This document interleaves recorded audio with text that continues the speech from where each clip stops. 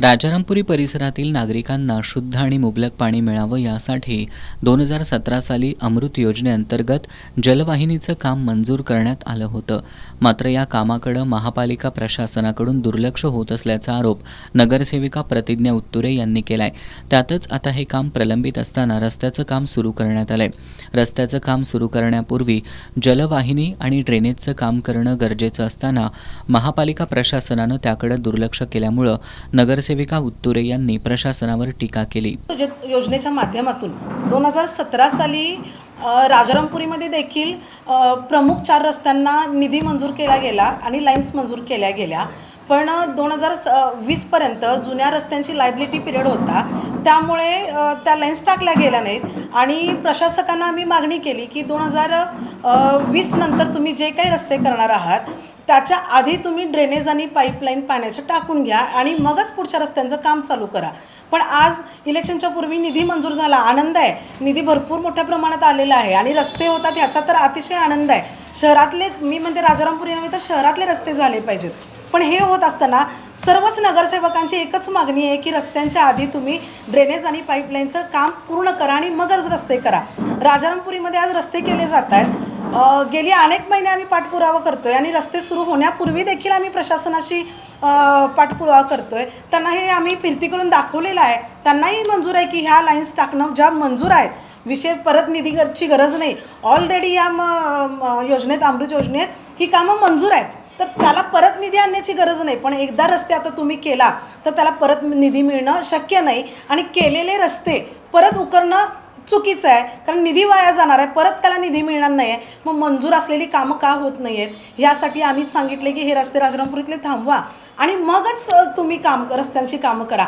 दरम्यान या परिसरात सध्या 20 लाख लिटर क्षमतेची पाण्याची टाकी असून ती पाडून त्या ठिकाणी 9 लाख लिटर क्षमतेची नवीन टाकी उभारण्याचा प्रस्ताव आहे. या निर्णयाला आमचा विरोध नाही. मात्र प्रशासनानं राजारामपुरी परिसरातील पाणी पुरवठ्याचं योग्य नियोजन करावं आणि त्यानंतरच पाण्याची टाकी पाडावी, अन्यथा तीव्र आंदोलन छेडू असा इशारा सामाजिक कार्यकर्ते महेश उत्तुरे यांनी दिलाय. राजारामपुरी सारख्या ठिकाणी ज्या योजना मंजूर आहेत, लाईन्स आहेत, 2017 पासून आम्ही त्याचा पाठपुरवठा करतो. त्या कुठल्याही लाईन्स त्यांनी टाकलेले नाहीत, काम केलेलं नाही. पण आता जो योजनेच्या माध्यमातून राज्य सरकारकडून रस्त्यांसाठी निधी आला, तो रस्त्यांसाठी निधी आला, तो रस्त्यांचा निधी मंजूर झाला आहे, कामं चालू. पण ते रस्ते होण्याच्या आधी आम्ही सातत्यानं मागणी करतो की ड्रेनेज लाईन आणि ह्या जे अमृत लाईनमधून मंजूर झालेल्या, टेंडर झालेल्या कामांची पूर्तता व्हावी आणि इथून पुढे माणसांना सुलभ व चांगले शुद्ध पाणी मिळावे यासाठी तो DPR तयार केला होता, वितरण व्यवस्था निर्माण केली होती. ती कोणतीही पूर्णत्वाला नेले. त्याचा परिणाम राजारामपुरी आणि राजारामपुरीच्या परिसरात 2-2, 3-3 दिवस पाणी मिळणार नाही.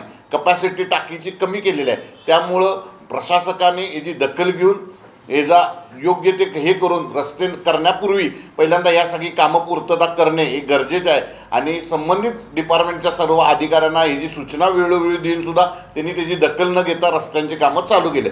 अशा पद्धतीने ही कामं नाही झाली तर महापालिकेवर, शिवसेना व राजारामपुरीला सर्व नागरिकांच्या वतीनं आम्ही तीव्र आंदोलन करू. महापौर रूपाराणी निकम यांच्या आदेशालाही अधिकाऱ्यांनी केराची टोपली दाखवली असून त्यांनी या प्रकरणाची गांभीर्यानं दखल घ्यावी अशी मागणी महेश उत्तुरे यांनी केली आहे.